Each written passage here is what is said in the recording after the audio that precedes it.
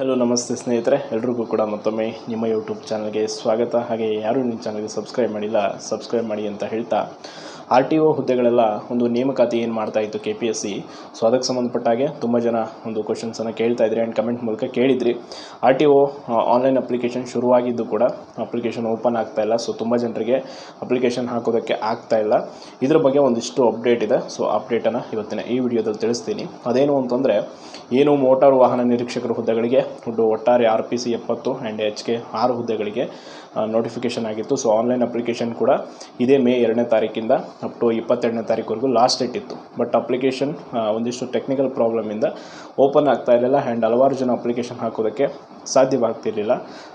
ಈ ಒಂದು ಕಾರಣಕ್ಕಾಗಿ KPSC ಇತ್ತೀಚೆಗಷ್ಟೇ ಒಂದು ಅಫಿಷಿಯಲ್ ವೆಬ್ಸೈಟಲ್ಲಿ ಒಂದು ನೋಟಿಸನ್ನು ಕೊಟ್ಟಿದೆ. ಇದಕ್ಕೆ ಸಂಬಂಧಪಟ್ಟಾಗೆ ಪ್ರಕಟಣೆ.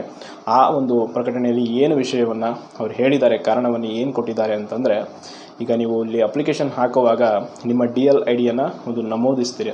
ಸೊ ಆ DL ಐಡಿಯನ್ನು ನಮೂದಿಸಿದಾಗ ಅಲ್ಲಿ ನಿಮ್ಮ ಒಂದು ವಿವರವಾದ ಒಂದು ಡೀಟೇಲ್ಸು ಶೋ ಆಗಬೇಕಿತ್ತು. ಬಟ್ ಅದು ವೆಬ್ಸೈಟಲ್ಲಿ ಶೋ ಆಗೋ ಥರ ಮಾಡೋದಕ್ಕೆ ಅಪ್ಲಿಕೇಶನ್ ಇಂಟರ್ಫೇಸನ್ನು ರೆಡಿ ಮಾಡ್ತಾ ಇದ್ದಾರಂತೆ. ಸೊ ಆ ಕಾರಣಕ್ಕಾಗಿ ಒಂದಿಷ್ಟು ಟೆಕ್ನಿಕಲಿ ಪ್ರಾಬ್ಲಮ್ ಇರೋದರಿಂದ ಅಪ್ಲಿಕೇಶನ್ ಹಾಕೋದಕ್ಕೆ ಆಗ್ತಿಲ್ಲ. ಆ ಕಾರಣಕ್ಕೆ ನೆಕ್ಸ್ಟು ಡೇಟನ್ನು ಕೂಡ ಎಕ್ಸ್ಟೆಂಡ್ ಮಾಡಿದ್ದಾರೆ. ಅದೇನು ಅಂತಂದರೆ, ಇದೇ ಮೇ 2ನೇ ತಾರೀಕಿಂದ ಶುರುವಾಗಿ ಇನ್ನು 21ನೇ ತಾರೀಕು 22ನೇ ತಾರೀಕು ಲಾಸ್ಟ್ ಡೇಟ್ ಇತ್ತಲ್ವ. ಸೊ ಅದನ್ನು ಜೂನ್ 1ನೇ ತಾರೀಕುವರೆಗೂ ಸಮಯಾವಕಾಶವನ್ನು ಕೊಟ್ಟಿದ್ದಾರೆ ಅಪ್ಲಿಕೇಶನ್ ಹಾಕೋದಕ್ಕೆ.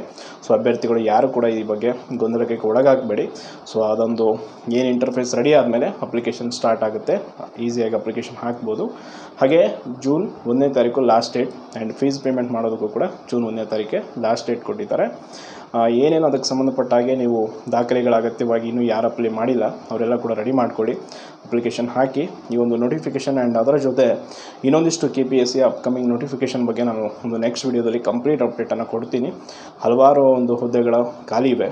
ಸೊ ಆ ಎಲ್ಲ ಒಂದು ಹುದ್ದೆಗಳು ಯಾವ್ಯಾವು ಆ್ಯಂಡ್ ಯಾವಾಗ ನೋಟಿಫಿಕೇಷನ್ ಆಗಬಹುದು, ಏನೇನು ಎಜುಕೇಷನ್ ಕ್ವಾಲಿಫಿಕೇಷನ್ ಮೇಲೆ ಅನ್ನೋ ಎಲ್ಲ ಡೀಟೇಲ್ಸನ್ನು ಕೂಡ ನಾನು ನೆಕ್ಸ್ಟ್ ವಿಡಿಯೋದಲ್ಲಿ ತಿಳಿಸ್ತೀನಿ. ಆ್ಯಂಡ್ ನಿಮ್ಮ ಒಂದು ಸಪೋರ್ಟ್ ಹೀಗೆ ಇರಲಿ ಸದಾ. ತುಂಬ ಜನ ಕಮೆಂಟ್ ಮೂಲಕ ಕೇಳ್ತಾ ಇರ್ತೀರ ಕೆಲವೊಂದಿಷ್ಟು ಆ ಒಂದು ಪ್ರಶ್ನೆಗಳಿಗೆ ನಾನು ಉತ್ತರಿಸೋದಕ್ಕೆ ಆಗಿರಲ್ಲ. ಬಟ್ ಆಮೇಲೆ ಕೂಡ ನಿಧಾನವಾಗಿ ನಾನು ಉತ್ತರಿಸಿರ್ತೀನಿ.